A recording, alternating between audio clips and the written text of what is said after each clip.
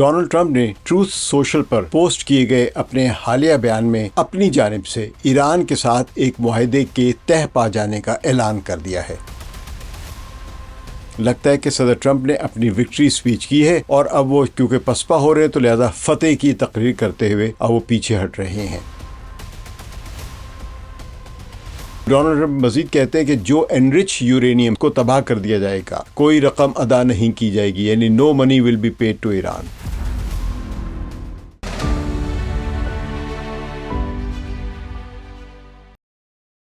ثقلین امام کا سلام قبول کیجیے۔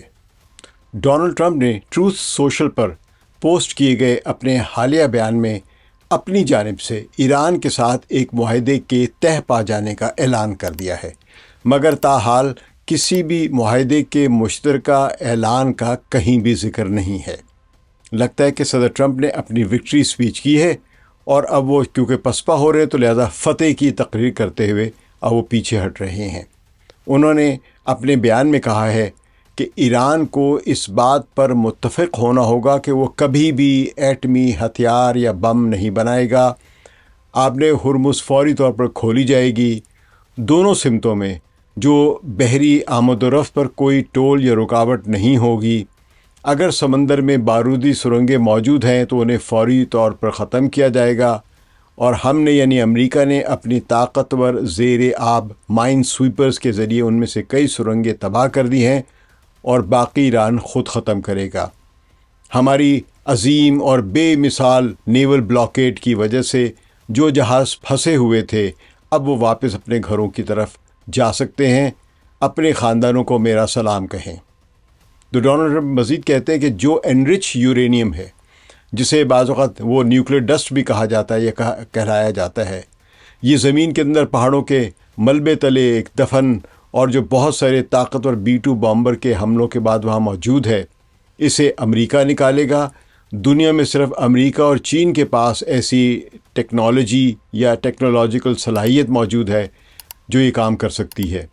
تو یہ کام ایران اور انٹرنیشنل اٹامک انرجی ایجنسی کے تعاون سے ہوگا، اور اس مواد کو یعنی یہ جو نیوکلیر ڈسٹ جس کو وہ کہتے ہیں، یہ اصل میں 60% انرچ تقریباً 400 کلو گرام سے زیادہ جو یورینیم ہے اس کے متعلق یہ بات کہی جا رہی ہے۔ تو وہ کہہ رہے ہیں کہ اس مواد کو تباہ کر دیا جائے گا، مزید اطلاع تک کوئی رقم ادا نہیں کی جائے گی، یعنی no money will be paid to Iran.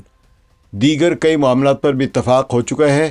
میں اب صورتحال کا آخری جائزہ لینے کے لیے سچویشن روم جا رہا ہوں۔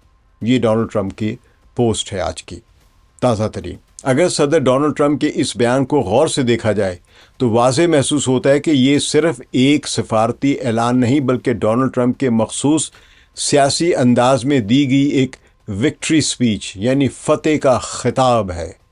ٹرمپ ہمیشہ عالمی سیاست کو ایک طاقت کے کھیل کے طور پر پیش کرتے ہیں۔ ان کی کوشش یہ ہوتی ہے کہ امریکہ کو ہر معاملے میں فاتح اور مخالف فریق کو دبا ہوا یا شکست خوردہ دکھایا جائے۔ یہ بچے جو گیمز کھیلتے ہیں کمپیوٹرز پہ، ان کی اپروچ ہوتی ہے ساری دنیا کے مسائل کو کہ یا تو مار دیا دشمن کو ورنہ ہار گئے تو بس ختم۔ ایک مفاہمت، ایک سیاسی ڈپلومیسی کچھ نظر ہی نہیں آتی ان کے بیان میں۔ اسی لیے اس بیان میں بار بار ہماری طاقتور فوج، ہمارا نیول بلاکیڈ یعنی بحری ناکہ بندی، ہمارے B-2 بمبار، اور دنیا کو ماننا ہوگا، اس طرح کے جو الفاظ ہیں یا ایکسپریشنز ہیں وہ استعمال کیے گئے ان کے اس پوسٹ میں۔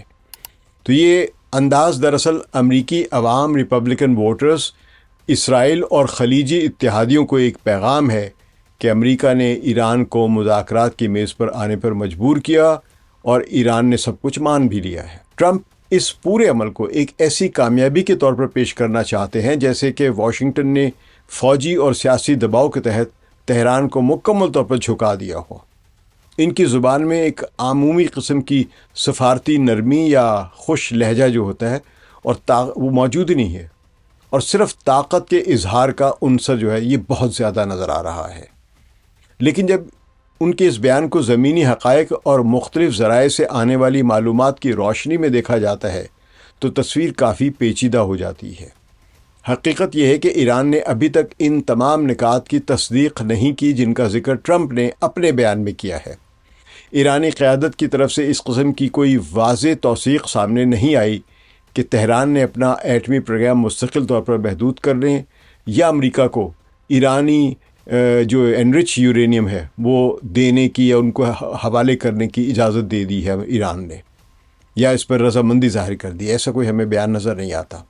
تو ٹرمپ کے بیان پر رد عمل دیتے ہوئے ایران کے وزیر خارجہ سید عباس عراقچی نے فوری طور پہ یہ کہا ہے کہ حتمی معاہدہ امریکہ کے ضرورت سے زیادہ مطالبات اور متضاد موقف کو ترک کرنے پر ہی منحصر ہے۔ اسی دوران ایران کے اعلیٰ مذاکرات کار جو ہیں اور ایرانی پارلیمان کے اسپیکر جو ہے محمد باقر قالیباف کا بیان سامنے آیا ہے، جس نے تہران کے اصل موقف کو کافی حد تک واضح کر دیا ہے۔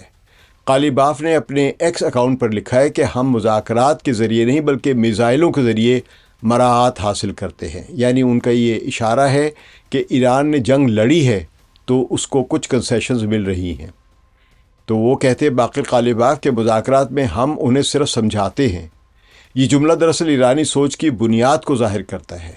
ایران کے نزدیک اصل طاقت مذاکرات کی میز پر نرم گفتگو سے نہیں بلکہ ملٹری اور اسٹریٹجک دباؤ سے حاصل ہوتی ہے۔ باقر قالیباف نے مزید کہا کہ ایران کو ضمانتوں یعنی گارنٹیز یا کسی کی زبان پر یا الفاظ پر کوئی اعتماد نہیں ہے، کیونکہ صرف اقدامات ہی معیار ہے، یعنی ایکشن جو ہے وہ لاؤڈر ہونا چاہیے۔ تو یہ بیان اس تاریخی عدم اعتماد کی عکاسی کرتا ہے جو ایران اور امریکہ کے تعلقات میں کئی دہائیوں سے موجود ہے اور مزید گہرا ہو چکا ہوا ہے۔ ایرانی قیادت کا خیال ہے کہ امریکہ نے ماضی میں کئی بار معاہدوں سے پیچھے ہٹ کر تہران کو نقصان پہنچایا ہے، خاص طور پر 2015 کے جو جوہری معاہدے سے امریکہ کی یک طرفی علیحدگی، اس کے بعد ایران کے اندر یہ سوچ مضبوط ہوئی کہ واشنگٹن کی زبانی یقین دہانیوں پر بھروسہ نہیں کیا جا سکتا ہے۔ قالیباف کا ایک اور جملہ بہت اہم تھا۔ انہوں نے کہا کہ کسی بھی معاہدے کا فاتح وہ ہوتا ہے جو اگلے دن سے جنگ کے لیے بہتر تیاری کرے۔ اس جملے سے واضح ہوتا ہے کہ ایران اس پورے عمل کو امن کے مستقل راستے کے طور پر نہیں بلکہ ایک وقتی اسٹریٹجک وقفے کے طور پر دیکھ رہا ہے۔ تہران کے نزدیک مذاکرات کا مقصد مکمل اعتماد یا دوستی نہیں بلکہ وقتی مفادات کا تحفظ اور اپنی پوزیشن کو مضبوط کرنا ہے، اسٹریٹجک گین حاصل کرنا ہے۔ ایرانی ذرائع کے مطابق امریکہ کے ساتھ جاری بالواسطہ مذاکرات پاکستان کی ثالثی اور قطر کی سہولت کاری سے یا عمان کے بھی کردار سے جاری ہیں اور یہ ہو رہے ہیں۔ یہ بھی اہم بات ہے کہ ایرانی موقف کے مطابق ان مذاکرات کی بنیاد ایک 14 نکاتی ایرانی پروپوزل ہے جس کا مقصد صرف ایٹمی مسئلہ نہیں بلکہ امریکی اسرائیلی جنگی دباؤ کا خاتمہ، امریکی جو نیول اگریشن ہے اس کا اختتام اور امریکہ کے فروزن ایسٹس یعنی جو منجمد اثاثے ان کی ریلیز یا واگزاری ہے۔ یہاں ایک بہت بڑا فرق سامنے آتا ہے۔ ٹرمپ کے بیان میں ایسا محسوس ہوتا ہے جیسے مذاکرات صرف امریکہ کی شرائط پر ہو رہے ہیں، جبکہ ایران کے مطابق اصل گفتگو کا مرکز جنگ کا خاتمہ، اقتصادی دباؤ میں کمی اور خطے میں امریکی ملٹری اقدامات کو محدود کرنا ہے۔ ایرانی وزارت خارجہ کے ترجمان اسماعیل بقائی نے بھی واضح کیا کہ امریکہ کے ساتھ بالواسطہ مذاکرات تمام محاذوں پر جارحیت کے خاتمے پر فوکسڈ ہے اور نیوکلیئر مسئلہ یا آبِ ہرمز کا انتظام جو ہے اس کے مذاکرات کا بنیادی حصہ نہیں ہے۔ اس وقت اس بیان سے ظاہر ہوتا ہے کہ ایران صدر ٹرمپ کے اس تاثر کو قبول نہیں کرتا کہ تہران مکمل طور پر ایٹمی پروگرام اور ہرمز کے معاملات پر جھک چکا ہے، بلکہ ایران تو اس مرحلے پر نیوکلیئر ایشو پر بات ہی نہیں کر رہا ہے۔ یہ ایران کی پوزیشن ہے، جبکہ صدر ٹرمپ کہتے ہیں کہ ایران نے یہ سب کچھ قبول کر لیا ہوا ہے، ایٹمی پروگرام کا مسئلہ بھی۔ تو اسی طرح تسنیم نیوز ایجنسی سے بات کرتے ہوئے ایک باخبر ایرانی ذریعے نے مغربی میڈیا کی ان خبروں کو مسترد کیا جن میں دعویٰ کیا جا رہا تھا کہ حتمی مفاہمت نامہ تقریباً طے ہو چکا ہے۔ اس ذریعے کے مطابق متن ابھی حتمی نہیں ہوا ہے اور گزشتہ چند دنوں میں اس میں کئی تبدیلیاں کی گئی ہیں۔ اس کا مطلب یہ ہے کہ ابھی بہت سے معاملات پر اختلافات موجود ہیں اور دونوں فریقوں کے درمیان فاصلے مکمل طور پر ختم نہیں ہوئے، بلکہ یہ بھی نہیں پتا کہ کتنے کم ہوئے ہیں۔ اول تو فی الحال میمورینڈم آف انڈرسٹینڈنگ پر بات ہو رہی ہے، ابھی تو اصل معاہدے پر بات ہی نہیں ہو رہی ہے۔ اصل معاہدے کا معاملہ تو بعد میں آنا ہے۔ اگر ایم او یو پر اتنا تنازع نظر آ رہا ہے تو اصل معاہدہ کب اور کیسے طے پائے گا، یہ ایک بہت بڑا سوال ہے۔ ایران کا سب سے بڑا مطالبہ اپنے تمام فروزن ایسٹس کی بغیر کسی شرط کے ریلیز ہے۔ ایران کی سپریم نیشنل سیکیورٹی کونسل کے ڈپٹی سیکریٹری علی باقری کنی نے واضح طور پر کہا کہ امریکہ کو ایران کے تمام فروزن ایسٹس بلا شرط واپس کرنے چاہیے، کیونکہ یہ ایرانی عوام کا قانونی حق ہے جسے غیر قانونی طور پر امریکہ نے دبایا ہوا ہے۔ دوسری طرف اطلاعات کے مطابق امریکہ اس مطالبے کو مکمل طور پر تسلیم کرنے کے لیے تیار ہی نہیں ہے، بلکہ صدر ٹرمپ نے تو اپنی تازہ ترین پوسٹ میں کہا ہے نو منی ایکسچینج، یعنی کوئی پیسہ نہیں ملے گا، کسی کو نہ دیا جائے گا نہ لیا جائے گا۔ یہی وہ بنیادی تنازع ہے جو کسی بھی ممکنہ معاہدے کو ناکام بنا سکتا ہے، بلکہ ناممکن بنا سکتا ہے، اور ہم پھر دوبارہ ایک کشیدگی یا جنگ کی صورت دیکھیں۔ اگر اس پوری صورتحال کا گہرائی سے جائزہ لیا جائے تو محسوس ہوتا ہے کہ ٹرمپ اور ایران دونوں اپنے اپنے عوام کے سامنے کامیابی کا تاثر دینا چاہتے ہیں۔ ٹرمپ امریکہ میں یہ دکھانا چاہتے ہیں کہ انہوں نے ایران کو دباؤ کے ذریعے مذاکرات پر مجبور کیا، جبکہ ایرانی حکومت اپنے عوام کو یہ باور کرانا چاہتی ہے کہ اس نے مزاحمت، میزائل طاقت اور علاقائی اثر و رسوخ کے ذریعے امریکہ کو رعایتیں دینے پر مجبور کیا ہے۔ اسی لیے دونوں بیانیے ایک دوسرے سے بالکل مختلف ہیں۔ ٹرمپ کا بیانیہ امریکی فتح کا ہے، جبکہ ایران کا بیانیہ مزاحمت کی کامیابی کا ہے۔ تو اس سارے عمل میں کئی خطرناک پہلو بھی ہیں۔ سب سے پہلے تو اسرائیل اور حزب اللہ کا مسئلہ جو ہے وہ ابھی تک حل طلب ہے، وہاں پہ جنگ بندی نہیں ہوئی ہے۔ جنوبی لبنان میں اگر دوبارہ جنگ بھڑک اٹھتی ہے تو پورا مذاکراتی عمل متاثر ہو سکتا ہے، جو کہ بھڑکی ہوئی ہے۔ اب تک ایران لبنان کے معاملے پر بہت کمزوری دکھا رہا ہے، جس کے نتیجے میں اسرائیل کے حوصلے بلند ہو رہے ہیں اور وہ لبنان پر بمباری کی فریکوینسی بڑھا رہا ہے۔ اس بار موقع پر ایران کو جوابی کارروائی کرنی چاہیے تھی، لیکن ہمیں کچھ ایران کی طرف سے ایک لیت اللال یا خاموشی نظر آ رہی ہے۔ اسی طرح غزہ کی صورتحال اور جو شام میں جو عسکری موجودگی ہے اسرائیلی فوجوں کی اور ایران اسرائیل کشیدگی ابھی بھی برقرار ہے۔ تو ٹرمپ کے تازہ بیان میں ان معاملات کا تقریباً کوئی ذکر ہی نہیں ہے کہ یہ جنگ بندی وہاں تک بھی ہے یا نہیں ہے، جس سے یہ ظاہر ہوتا ہے کہ موجودہ بات چیت جو ہے وہ امن معاہدہ نہیں ہے، نہ ہی وہ MOU ہے جس میں 8 اپریل کی سیز فائر جو تھی، اس میں جو سیز فائر کا اعلان تھا اس میں 60 دنوں کے لیے توسیع کی جانی ہے، کیونکہ سیز فائر میں لبنان میں بھی جنگ بندی شامل تھی۔ تو 8 اپریل کی جو سیز فائر ہوئی ہے اس میں جو 60 دنوں کی توسیع دینی ہے وہ یہ معاہدہ لگ ہی نہیں رہا ہے، کیونکہ اس میں ہمیں لبنان اور اسرائیل کے درمیان جو جنگ ہے وہاں پہ سیز فائر نظر ہی نہیں آ رہی، بلکہ اب تو لگ رہا ہے کہ یہ محدود نوعیت کی مفاہمت کی کوشش ہے جس کا 8 اپریل کے اعلامیے سے کوئی تعلق ہی نہیں ہے، کیونکہ 8 اپریل کے اعلامیے میں ایران نے یہ طے کیا تھا اور اپنا مطالبہ منوایا تھا کہ لبنان اور اسرائیل کے درمیان بھی جنگ بندی ہوگی، لیکن لبنان میں اسرائیل مسلسل بمباری کر رہا ہے اور ایران خاموشی دکھا رہا ہے۔ تو کیا یہ ایران کی خاموشی ہے یا کوئی اسٹریٹجی ہے یا نالائقی ہے؟ دوسرا بڑا خطرہ اعتماد کی کمی ہے۔ ایران کھل کر کہہ رہا ہے کہ وہ صرف الفاظ پر یقین نہیں کرتا، اگر امریکہ نے دوبارہ کسی مرحلے پر دباؤ بڑھایا یا شرائط تبدیل کی تو ایران بھی پیچھے ہٹ سکتا ہے۔ تیسرا مسئلہ داخلی سیاست کا ہے۔ ایران کے اندر انقلابی حلقے کسی ایسے معاہدے کو قبول نہیں کریں گے جس میں امریکہ کو بالادست دکھایا جائے۔ اسی طرح امریکہ میں بھی ایسے حلقے موجود ہیں جو ایران کے ساتھ کسی بھی قسم کی مفاہمت کے مخالف ہیں۔ لیکن زمینی حقائق کیا ہے؟ زمینی حقائق یہ ہیں کہ جو پچھلے 40 دنوں کی جو جنگ ہوئی ہے اس میں ایران نے آبِ ہرمز پر کنٹرول کر لیا ہے، اور امریکہ کے جو تمام اہداف تھے وہ انہیں حاصل کرنے میں ناکام ہو چکا ہے۔ بلکہ اب مذاکرات کے میں جو بنیادی مسئلہ ہے وہ نیوکلیر ایشو سے بڑھ کے آبِ ہرمز کو آزاد ٹریفک کے لیے کھلوانا ہے۔ یہ امریکہ کا سب سے بڑا چیلنج ہے۔ تو حالات ذرا سے مختلف ہیں۔ تو ان تمام عوامل کو دیکھتے ہوئے یہ کہنا زیادہ مناسب ہوگا کہ اس وقت مکمل امن معاہدہ قریب نہیں، بلکہ شاید صرف ایک فریم ورک MOU یعنی مفاہمتی یادداشت یا محدود سمجھوتے کا امکان موجود ہے، جس میں شاید لبنان کی جنگ بندی شامل ہی نہ ہو۔ تو دونوں فریق غالباً وقتی طور پر کشیدگی کم کرنا چاہتے تاکہ جنگ مزید نہ پھیلے، عالمی معیشت متاثر نہ ہو اور خطہ مکمل تباہی کی طرف نہ جائے۔